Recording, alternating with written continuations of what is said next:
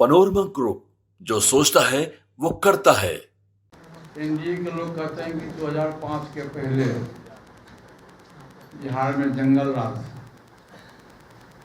तो मेरा कहना है कि आज मंगल राज तो नहीं हो गया।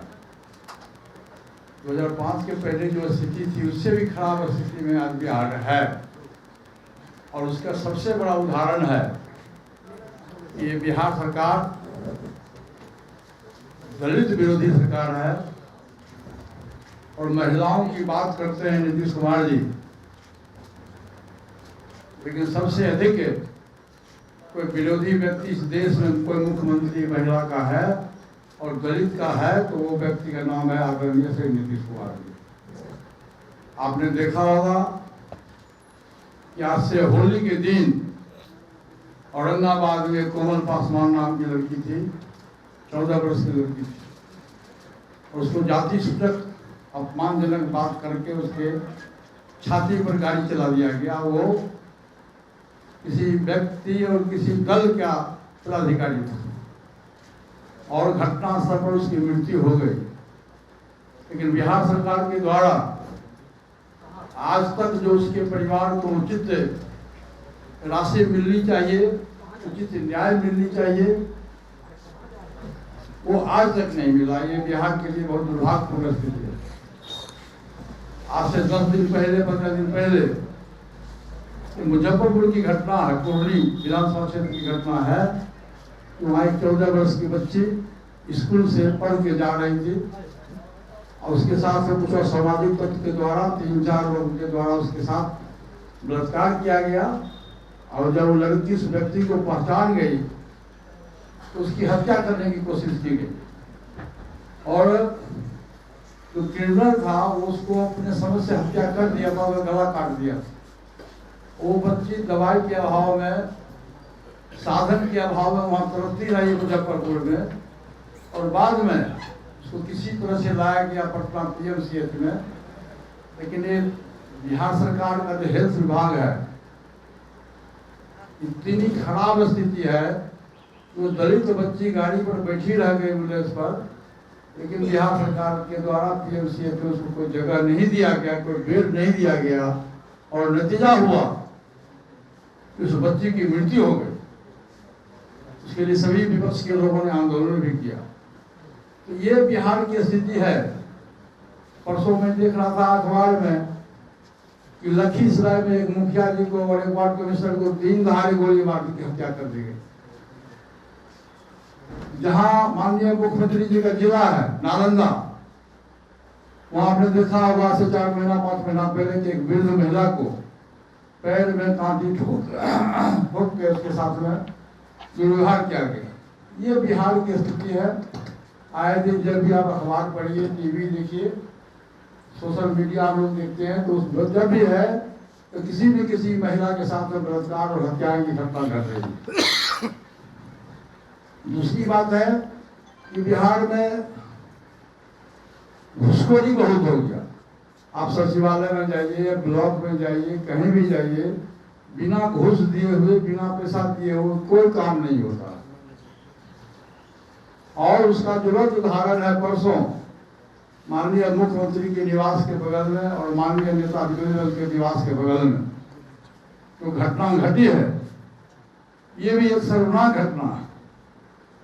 इस ढंग से आए दिन बिहार में लूट, घसोट, हत्या, बलात्कार, घुसखोरी चरम सीमा पर है। और उसका एकमात्र कारण है, आप सब लोग भी जानते हैं कि 20 वर्षों से एक व्यक्ति की सरकार है और एक पार्टी की सरकार है। और हमारे जो बिहार के माननीय मुख्यमंत्री जी हैं, मुझको कहने में कोई संकोच नहीं है, वो मानसिक रूप से स्वस्थ नहीं। जो मानसिक रूप से खुद देश का, बिहार स्टेट का मुखिया स्वस्थ नहीं हो तो देश का क्या कल्याण होगा। ऐसे लिए आप देखे रहिएगा कि लगातार प्रत्येक महीना में माननीय प्रधानमंत्री जी का प्रोग्राम बिहार में होता है। जहां बीमारी रहती है वहीं डॉक्टर जाता है। इससे स्पष्ट जाहिर है कि बिहार की स्थिति बहुत ही खराब है। और सामने में 4 महीना के बाद 3 महीना के बाद विधानसभा का चुनाव होने वाला है। उसकी खानापूर्ति के लिए सेंट्रल से जो हमारे वरिष्ठ नेतागण हैं वो बिहार का दौरा कर रहे हैं कि किसी तरह से। मैं देखिए विगत 6 महीने से मैं पूरे बिहार में 25 जिला का भ्रमण किया। हमारी पार्टी का नारा था चलो गांव की ओर, और हम लोगों ने अक्टूबर नवंबर से शुरू किया पूरे बिहार में घूमने का, और अभी तक 25 जिला का हम लोगों ने जिला सम्मेलन किया अपनी पार्टी के संगठन को मजबूत करने के लिए, पार्टी की सदस्यता अभियान को आगे बढ़ाने के लिए। दलित अत्याचार है उस पर हम लोगों ने विचार विमर्श किया, और गांव देहात में जो हमारा जो समर्थक, हमारा जो वोटर है, खास के हमारे जो दलित जनांग लोग है, सब लोगों के मुंह से यह आवाज निकला इस बार बदलाव होना चाहिए, सत्ता का परिवर्तन होना चाहिए। और 20 वर्षों से एक व्यक्ति और एक पार्टी की सरकार है, और बिहार में कोई नई चीज नहीं हुई है। कोई रिपोर्ट आया कि 17वां स्टेट में बिहार सबसे नीचे है। बिहार की स्थिति बहुत खराब है। इसलिए आज जो प्रेस वार्ता में हम लोगों ने किया है कि बिहार में सत्ता परिवर्तन होना चाहिए, और बिहार की जनता से मेरा आग्रह है कि भविष्य में अक्टूबर नवंबर में जब भी चुनाव हो तो बिहार में सत्ता से जो व्यक्ति सत्ता में है, जिस पार्टी की सत्ता है, उसको सत्ता परिवर्तन आवश्यक है। दूसरा डिमांड हमारा है चौकीदार और दफादार। आपने देखा होगा कि 4 महीना पहले गर्दनीबाग में हम लोगों ने भी चौकीदार दफादार के पक्ष में आंदोलन किया था। वो चौकीदार जो आजादी के वर्षों पहले से, अंग्रेज जमाने से पहले, मुगल पीरियड से एक पार्टी नहीं, एक जाति का वर्चस्व था। एक जाति के लोग चौकीदार और दफादार में काम किया करते थे। और गांव में जो रखवार होता था, जमीन की रखवारी करता था, वो भी चौकीदार समाज के हैं। वो हमारे परिवार के, हमारे चाचा थे रखवार, हमारे चाचा थे चौकीदार। उस समय 5 रुपया 10 रुपया मिलता था। उस समय से उन्होंने देश की सेवा की, खास करके बिहार के लोगों की सेवा किया, निष्पक्ष भाव से किया। और पासवान का अर्थ होता है रक्षक। पासवान जाति के मतलब रक्षा करने वाला जात हमारा है, और निर्भीक जात है जो होना चाहिए। और उसको जब समय आया, जब चतुर्थ वर्ग की श्रेणी का दर्जा मिल गया स्वर्गीय जगन्नाथ मिश्रा जी के टाइम में, चौकीदार के लोगों को सब देख करके उन्होंने चतुर्थ श्रेणी में दर्जा दिया। और तब से आज तक अब उस पर सभी लोगों का नजर चला गया। और आज ये नतीजा ये हुआ कि जो एक जाति का वर्चस्व था, एक जाति के लोग ही चौकीदार में हुआ करते थे, आज उसको समान कोटि में दर्जा दे दिया गया। अब उसकी बहाली जो होती है समान कोटि के लोगों से होगा, और उसमें अनुकंपा का कहीं कोई गुंजाइश नहीं है। ये भी हमारी मांग है बिहार सरकार से। और खास करके नीतीश कुमार जी को मैं जरूर कहूँगा कि नीतीश कुमार जी पासवान विरोधी। मैं पहले भी कहा था, जब नीतीश कुमार जी सत्ता में आए तो संविधान के विरुद्ध उन्होंने बिहार में दलित और महादलित का गठन किया।